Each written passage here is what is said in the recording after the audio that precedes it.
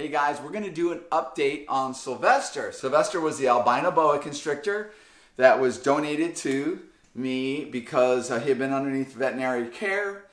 And at this point, the vet decided, hey, at this point, we probably need to euthanize the animal. He didn't know what to do, so he donated the animal to me. I've taken a shot at it. We've actually had some pretty good improvements with Sylvester, but we are not done yet. I haven't looked at Sylvester for 5 days. Sylvester just was going into his second shed, and I'm going to show you what his present state is and what I actually need to fix. Sylvester, right off the bat, obviously has all sorts of problems, but he's got a dry shed on him.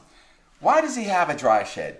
Did I fail to provide the proper conditions for this guy to have a normal, healthy shed? Well, actually what the problem was, Sylvester doesn't feel well. Sylvester's face has a lot of trauma, and his mouth has a lot of trauma, and his overall mood and his well-being is probably still in question because, let's remember, Sylvester came to me with a rotting face. His nose is all ground off and gone. His tongue was breaking apart. He had a bloodborne infection, so he had a systemic infection, and a huge amount of trauma, and he had mites. He's already gone through one shed. He's gone into his second shed. He's gone through a course of antibiotics. I was giving him amikacin. That's an aminoglide. So you have to be careful. You have to make sure you hydrate these animals very, very well because an aminoglide can be taxing on the kidneys as well as gentamicin. So did I nail all the bacteria? Did I basically get as far with him as I need to? No, I haven't. I still need to go further, but let's take a look at him right now. Okay, so he's got a dry shed on him. I just put him in here. So remember, when an animal isn't feeling well, so his quality of, just everything doesn't feel well, he might not have the energy. It might not have the energy to go around and start the shed process. So the way I'm seeing it, Sylvester has not even started the shed process. I'm just peeling off the skin. And that's because he probably didn't feel well. But remember, the nose, the beginning of the face is where you start the shed. Let's take a look at his face and maybe I'll tell you why. Sylvester has yet to feed. Look at his face, looks a ton better, but I think his face hurts. So when you're going to shed, you're going to start pushing your nose and you're going to start the shed. Well, that probably really hurts. And it also could be one of the reasons why he's not eating. We have a lot of trauma here, okay? This is not simple edema. If this is cellulitis or simple edema, maybe a steroid would actually bring that down. But this is actually all scar tissue because there was so much trauma to his head. And we have all sorts of hard areas. So essentially like cysts. If I open these up, they're probably these gray, nasty cysts. And I really can only guess what actually this animal's been through. The owner was very... he had a lot of care for his animals. He was in a bad situation, so it wasn't like he just didn't care about the animals. He did care about them, but bad things were happening. What about Sylvester's mouth? Let's take a peek. Okay. So Sylvester is missing his teeth now. So remember, the teeth are the tools to grab your food. I'm sticking my hand in there. Ow, ow, ow. No. I don't think I realized this before because his mouth was killing him and there was dead tissue and all of that. Remember, teeth can grow back. Another thing I want to note, I don't like the gums, the color of the gums. See, that's kind of gray and you got some little blood vessels right there. That's like petechia. So you get little hemorrhaging. So that's still telling me that there's still a blood problem. So he has a bacterial infection. So there's still bacteria that are present that his immune response is not handling. So what am I going to do with Sylvester at this point? So my thing is I would never euthanize it because I'm just not that kind of person. I still have hope. I still feel that there's enough of a solid animal down to him. Go over here. You can see his glottis. There's enough of a solid animal that there's still a chance. And this guy's been through so much, and if we actually allow him to die or euthanize him now, then he suffered for just, it's unbearable to think about because there was no hope. I tend to have a lot of hope, and I love animals, and look at that. So his mouth is definitely hurting him. So what am I going to do? Well, I'm going to get rid of the shed. Sylvester, like I said, has not fed. Well, he probably hasn't fed because he has no teeth, and his face is killing him, and he feels terrible. So what am I going to do about that? Well, we know that the immune response of an animal like this is critical. So for a proper immune response with reptiles, we need to make sure we're managing basic husbandry. So that's making sure proper temperatures, proper ambient temperature, proper hot spot, clean cage, clean water, proper humidity. So that's the basic necessities that this reptile needs to function.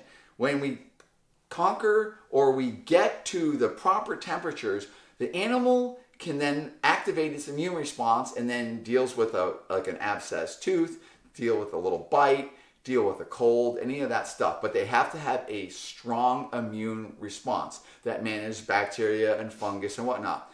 So another thing for a proper immune response is energy. So what this guy's going to do, if we just let him sit like this, he's going to sit here with a dry shed, and he's going to linger, and he's slowly going to die without constant supportive care. So we're going to get the shed off, and I'm going to assist feed him. And by doing that, the assist feeding is going to put energy into this guy to bolster that immune response. Maybe I'll decide to go with another antibiotic.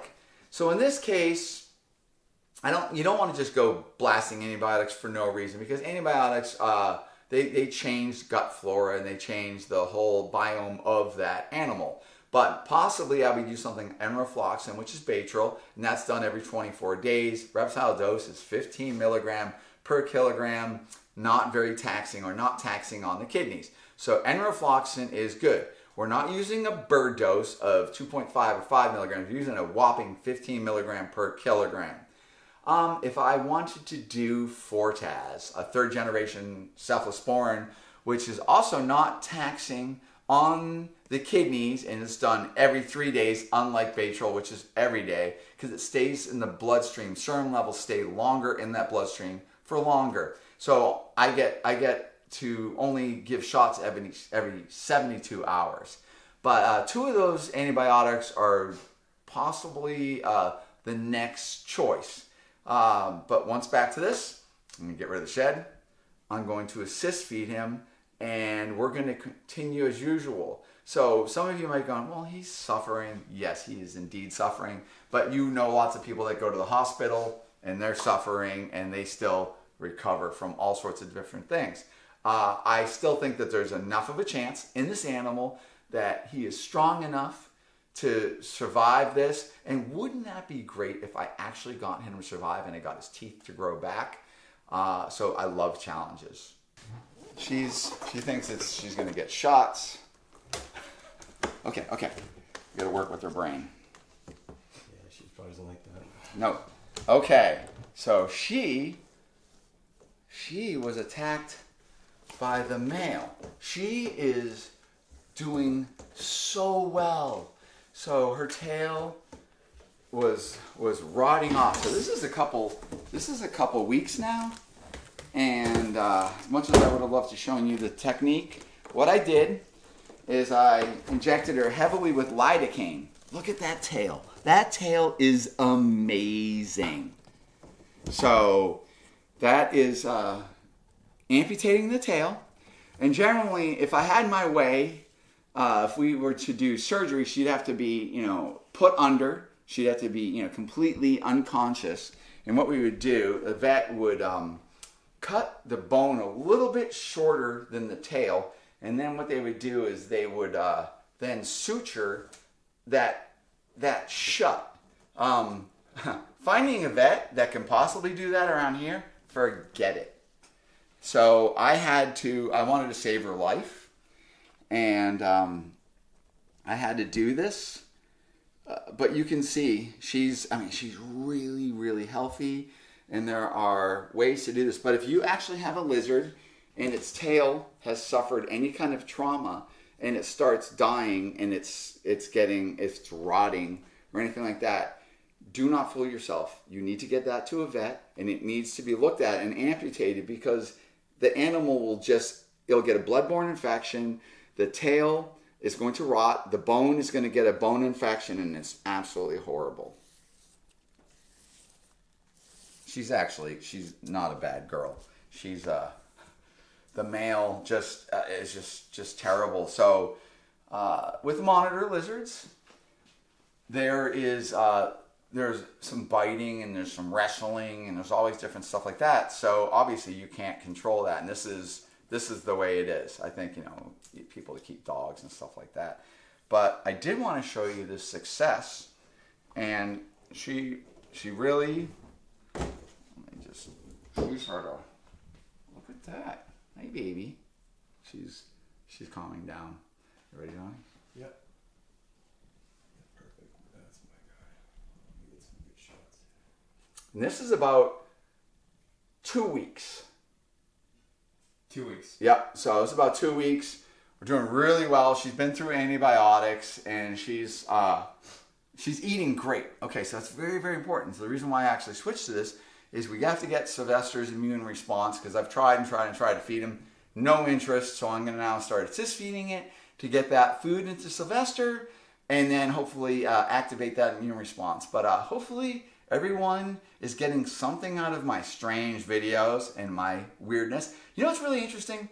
And this is directly to all you people that actually do not keep animals, and you guys are watching my channel, and there seems to be a lot. That was very novel to me, to actually consider that there's people that don't keep reptiles, and you guys are watching me, because for some reason I'm interesting to you, and maybe I just, you know, I talk another language, and it is kind of another language. But I really appreciate you guys for having any interest in me and listening to me. But hopefully my love for animals, not humanity, but animals, comes through. And then I get to show off the trials and tribulations of keeping such animals and what I actually do when I'm encountering problems. And there's always problems. But I think I'm very proud of this. The reason why I'm showing this, guys, I really thought that she was going to die, and I didn't know what to do. And I had to make the call. And I did it right in front of my employees. And they were like, oh my God.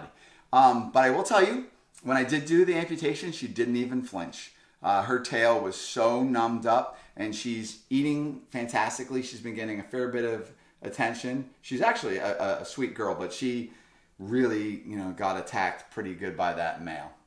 All right, so as always, everybody, please stick with us. I know we've been a little slow on social media. There's been a lot of a lot of challenges. Things are very tough.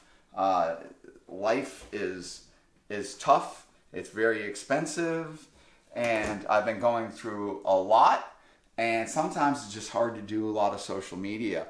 But please follow me on Evil Morph God, as well as New England Reptile on Instagram, and thank you very much for subbing to this page.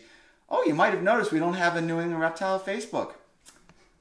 I don't know what happened. Evidently... Ooh, well, that's a good idea. If you know someone at Facebook that can help us get our page back, let us know. Yeah, guys, since September 16th, New England Reptile has not had a Facebook page at all. And all these things, as we start losing all of these, you know, social media platforms for dangerous content, dangerous,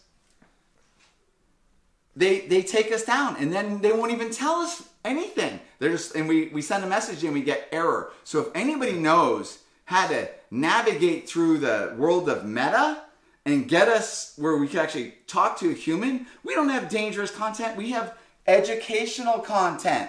I don't know what else to say. But anyways, guys, give me a thumbs up. Thank you very much, and I hope everybody had a great Thanksgiving.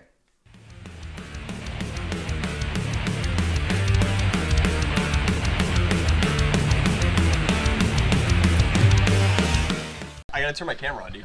You didn't turn your camera on!